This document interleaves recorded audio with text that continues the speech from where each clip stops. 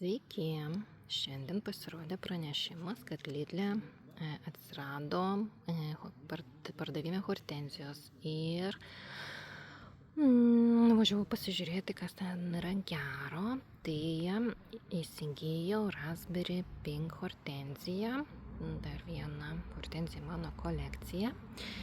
Jinai labai panaši į Pink and Rose. Tai Pink and Rose auginu, pasidavau irgi praeitais metais, tai dar nežinau kaip atrodo, bet kiek pasikalbėjau su ChatGPT, kad šitą Raspberry Pink rudeniop tampa tikrai tokia labai avietinė, panaši į Samarską lygį arba Frambonzin, o Pink and Rose tokia švelni rožinį pasidaro. Tai irgi buvo mano norų sąraše ir nors krūmelis toks nėra didelis, kaina 4,49 berods. Tai ir tuo pačiu pristatau dar vieną draugę mano kolekcijai, tai yra Summer Snow. Šiaip nebuvo mano tame wishlist sąraše, tai yra norų sąraše, bet kažkaip netyčia užtaikiau ant tokio visai gražiai suformuoto krūmelio ir neatsispyriau įsigyti. Kuo ypatinga šitas Summer Snow, tai kad jos yra tokie gražūs kūginiai žiedai, šiek tiek kreminės spalvos ir jinai kaip ir Magical Mont Blanc išlieka balta, arba kaip ir Limelaitas. Ir iš aukščio jinai irgi tokia vidutinio augio.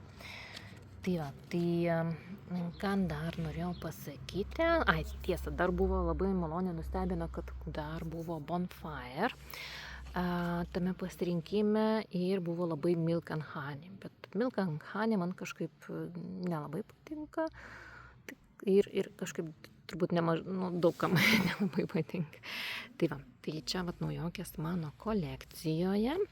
Ką norėjau dar atkreipti dėmesį, kad aš net būnant parduotuvė iš tikrųjų praretinau tas hortenzijas, nes kaip visada, žinot, parduodami krūmeliai neprižiūrėti, negenėti, matosi, kad jie yra antramečiai, nes buvo pasodinti ir čia taip šiemet taip apkirpti. Tai kai kurie krūmai labai tankus ir vešlus, tai tokių tikrai nepirkite arba iš karto atėjus namo apžiūrėkite ir palikite tik tai tokius didžiausius ir po vieną. Tai aš šitą krūmelį išsirinkau ir tai aš jį biškį čia jau paformavau.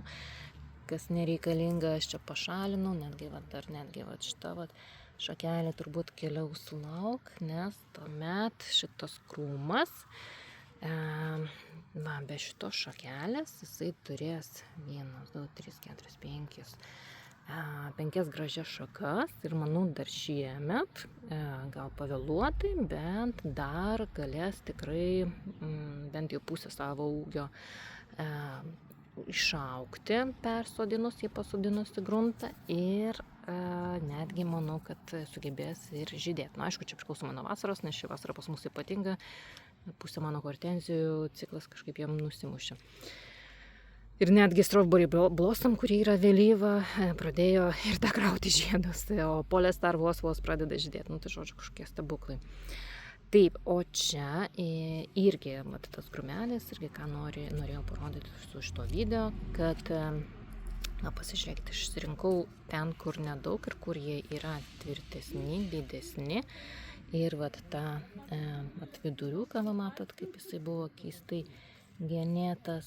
Kaip čia jums bandyti sufokusuoti, parodyti. Čia visai tuščia paliktas viduriukas. Ir tik tai kaip čia parodyti, žodžiu, ant vienos šakos plonos čia yra dvi irgi tos šakelės ir netgi buvo daugiau, tai aš irgi čia būnant dar parduotuvė biškį čia paoptimizavau. Tai čia aš kaip darysiu, aš Arba aš visiškai pašalinsiu tą viduriuką ir paliksiu tik tai šitas 3 pagrindinės, kad krūmas turėtų jėgų ir suformuotų karkasą kitiem metam tvirtą. Ar ne, kad tos šakos būtų storesnės, blogiausia atveju gal paliksiu ir tą viduriuką, tik tai tuomet pasirinksiu vieną iš tų šoninių atšakų. Tai pasižiūrėsim, kaip čia bus logiškiausia gal tą. Bet greičiausiai pašalinsiu. Tai tokios rekomendacijos, ta prasme, aš dar hortenzijų mylėtojų klube toje grupėje, labai gera grupė, beje, rekomenduoju. Mačiau, kad kiti klausė, kaip tos hortenzijos ar atitinka, ar gražios, tai, tai žmonės komentavo, kad tie, kurie buvo pirkę prieš tai, kad viskas gerai su jom ir kitais metais tinkamai suformavus turėsite gražius krūmus.